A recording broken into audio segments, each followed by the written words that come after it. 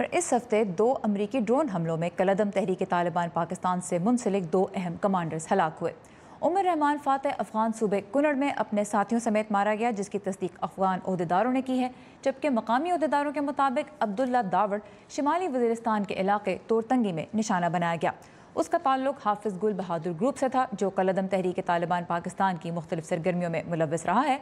इस्लामाबाद ने इन हलाकतों पर बाज़ाब्ता रद्द-ए-अमल अब तक जाहिर नहीं किया।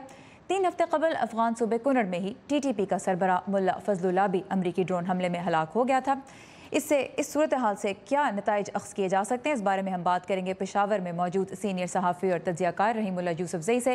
रहीमुल्लाह साहब, यही सबसे पहले तो मैं जानना चाहूँगी कि TTP के ख़िलाफ़ जो अफ़गानिस्तान में एकदम से तेज़ी आई है अमरीकी कार्रवाइयों में, क्या वजह देखते हैं आप इसकी? देखें, ये ड्रोन हमले तो पहले भी हो रहे थे। पहले भी इक्का दुक्का पाकिस्तानी तालिबान रहनुमा ड्रोन हमलों में अफगानिस्तान में मारे गए। पाकिस्तान में तो कई मारे गए थे, लेकिन इसमें अब तेज़ी आई है। और ये देखना ये है कि इसमें अमेरिका का क्या मकसद है। पाकिस्तान को खुश करना है, पाकिस्तान से कोई मुतालबात हैं अमेरिका के। ये 3 जो ड्रोन हमले हुए, एक पाकिस्तान में शुमाली वज़ीरिस्तान में जिसमें अब्दुल्ला दावड़ मारा गया, जो कि हाफिज गुल बहादुर का एक बड़ा अहम करीबी साथी था और कमांडर था। और ये जो 2 लोग अफगानिस्तान में कुनड़ के सूबे में मारे गए, वो तो बहुत ही अहम थे। यानी खुद मौलाना फजलुल्लाह तहरीक तालिबान पाकिस्तान का अमीर, और फिर उमर रहमान और फातह। तो ये तो इतना बड़ा नुकसान है तहरीक तालिबान पाकिस्तान के लिए। तो मैं ये समझता हूँ कि शायद कोई पाकिस्तान और अफगानिस्तान और अमेरिका के दरमियान अंडरस्टैंडिंग हो गई है, और शायद ये फैसला हो गया है कि जो लोग इनके खिलाफ जंग कर रहे हैं, इन सब के खिलाफ कार्रवाई करनी है, आपस में ताउन करना है। यही हम फिलहाल कह सकते हैं। अच्छा, ये बताइएगा कि अगर लेट से इनके दरमियान कोई इसी तरह का कोई मुआहदा या कोई डील हुआ है कि सबके खिलाफ ही कार्रवाई की जाएगी, ऐसी कार्रवाई में जब अमरीकी ड्रोन अगर पाकिस्तान में दाखिल होते हैं तो इससे पाकिस्तान के लिए क्या चैलेंजेस भी पैदा हो सकते हैं, अवामी सतह पर भी और बैन अक़वामी सतह पर भी? तो जब पहले तो जब भी अमेरिकी ड्रोन पाकिस्तान में दाखिल होकर हमले करते थे तो पाकिस्तान उसके ऊपर भरपूर एहतजाज करता था जी।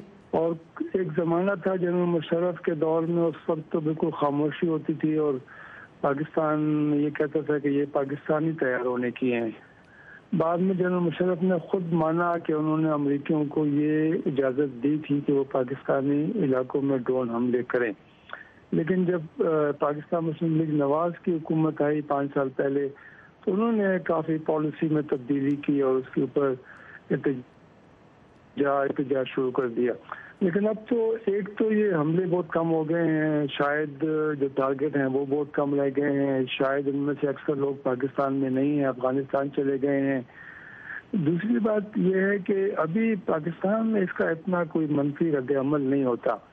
एका दुक्का हम लोग एहतजाज की बात सुनते हैं, लेकिन बड़ी बड़ी सियासी जमातें, मीडिया, सिविल सोसाइटी, उसमें वो पुराने औकात की तरह कोई एहतजाज हमने नहीं देखा। रद्द-ए-अमल सामने नहीं आता। अच्छा, ये बताइए, अगर TTP को टारगेट करना एक तरह से बारगेनिंग चिप है अमेरिका के लिए, पाकिस्तान को इस लिहाज से आमादा करना कि वो तालिबान को मुज़ाकरात की मेज़ पर लाने के लिए इनकरेज कर सके, तालिबान को क्या गारंटी दे सकता है पाकिस्तान के पास क्या बारगेनिंग चिप है इस एतबार से?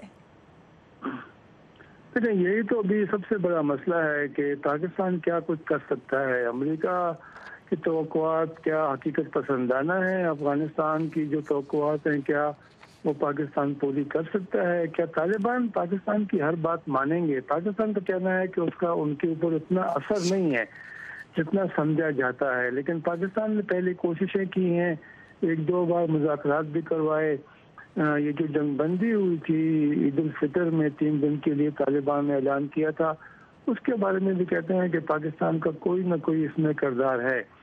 अलबत्ता ये है कि पाकिस्तान अगर ज़्यादा दबाव डालेगा तालिबान के ऊपर तो पाकिस्तान को ये भी एक खदशा है कि कहीं ये अफगान तालिबान पाकिस्तान के खिलाफ हो जाएं। तो मेरे ख्याल में एक तो दो चीज़ें जो है ना वो पाकिस्तान से तवक्को है, या तो तालिबान को मुज़ाकरात की मेज़ पर लाएं, कोई मुआहदा करवाएं, یا پھر ان کے خلاف کارروائی کریں جو پاکستان میں ہیں۔ رائٹ، رحیم اللہ یوسف زئی ہمارے ساتھ تھے پشاور سے۔ رحیم اللہ صاحب، آپ کے وقت کا بہت شکریہ، and we really appreciate your insight. Thank you very much.